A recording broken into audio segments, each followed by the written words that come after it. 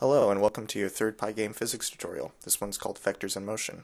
In the last tutorial we learned how to randomly position circles on the screen. In this tutorial we're going to give them a velocity and update their position on every frame. The first thing we're going to need to do in order to do this is download a library to handle our vector math, because we don't want to create our own vector library for this. So we'll download PyEuclid, which will handle a lot of 2D and 3D math and vector math. And we'll click this Euclid Py link, and this is a text file that you can just save and put in the directory, in the same directory that you're creating your Python script. So you can just drop that in the same folder.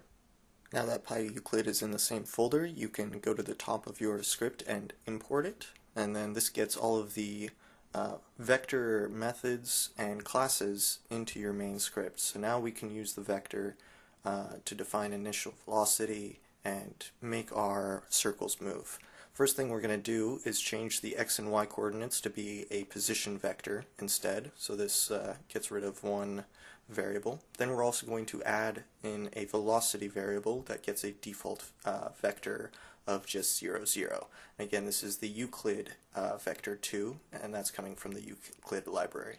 And then we're just setting self-velocity.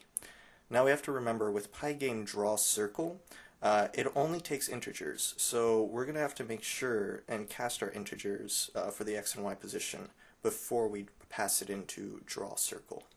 Next up, we're going to define a movement function, which is going to be simply just update the position based on velocity and time, and I'll explain what dtime is a little bit later.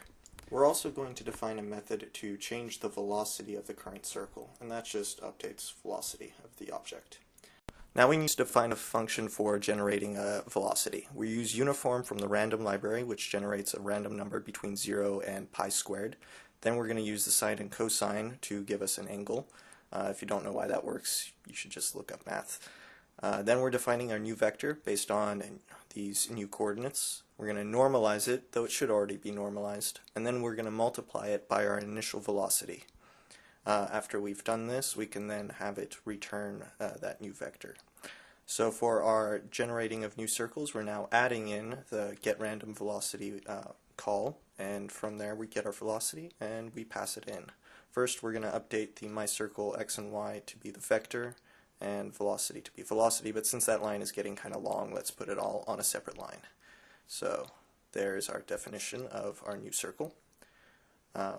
And now we're going to make it so that the direction of the circle changes over time. First thing we're going to do is get the parameters back from clock.tick, and that's going to be the time in milliseconds since the last tick.